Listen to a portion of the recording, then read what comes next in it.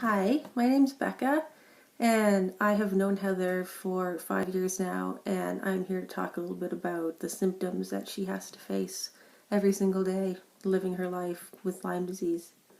I've seen Heather at her very best, and I've seen her at her very worst. I remember there was a time I was in town for a concert, and I met up with Heather just to catch up since we hadn't seen each other for a while. And prior to me arriving in town, she had been in the hospital because her hand swelled up 3 times its normal size. And while she was in the hospital, she couldn't get the attention and the treatment that she needed because in Canada it's illegal to treat Lyme once it's in a chronic stage. So the doctors were very reluctant to help her, but they did have an infectious disease specialist come down and take a look at her hand, and they ended up opening up one of her knuckles down to the bone to see what was going on inside of her hand, and they couldn't really find anything wrong. So when I met up with Heather, I saw how swollen her hand was. I saw the bandages. I saw the bruises from them cutting her knuckles open. It was really devastating to see, and it's shocking to see how Lyme can take over your entire body and you can't do anything about it. Heather has difficulty breathing. She has chest pains and migraines.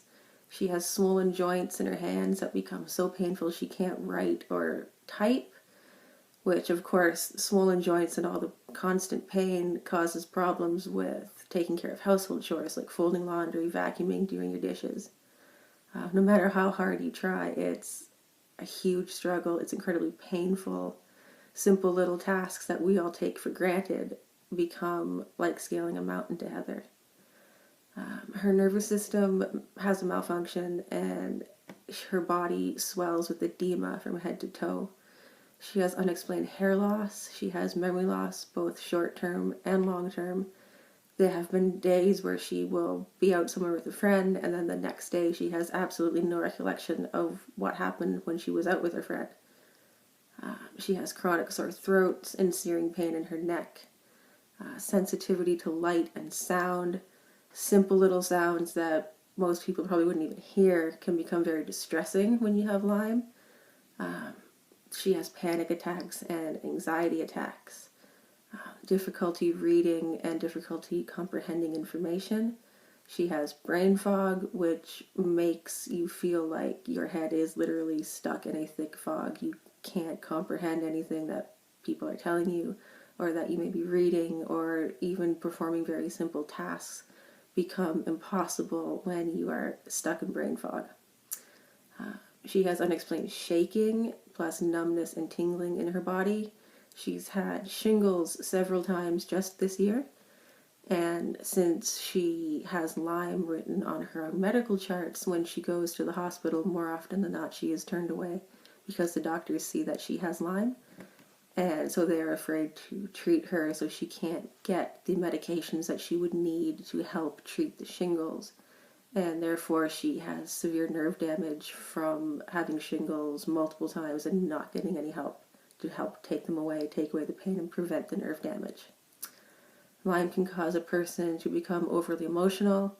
She has sleep apnea, nausea, swollen lymph nodes and glands, and also has fibromyalgia, which I'm very familiar with fibro. I've had it for 9 years, and our symptoms are very similar. I know how hard it is for Heather to get up every day and fight, but when you have a chronic illness, you have no choice. You have to get up and you have to keep going even when you want to stay in bed and give up. So since we can't treat Lyme in Canada, Heather has to travel to the US in order to get all of her antibiotics, which costs thousands of dollars every few months. And of course, it's not covered by any type of medical insurance since chronic Lyme is not recognized in Canada. So Heather really needs our help. Even the price of giving up your cup of coffee for the day can help Heather continue to get the treatments that she needs. I have seen Heather prior to treatment, and I've seen her now that she has been receiving treatment, and she is making phenomenal progress.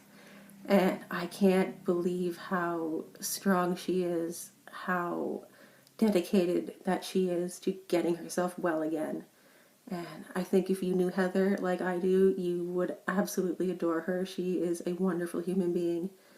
She cares about people so intensely. She's an incredible photographer.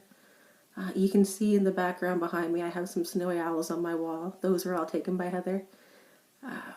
I've been out photographing with Heather, owls and ospreys, and while it was an awesome experience to see those animals, it was even more thrilling to see how happy Heather is out in that element.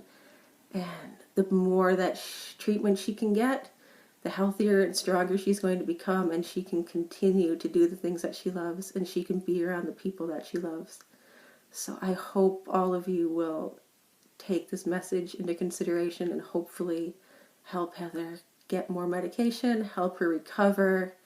She needs us to help her get better. She can't do this fight alone. When you have a chronic illness, you need to have a support system.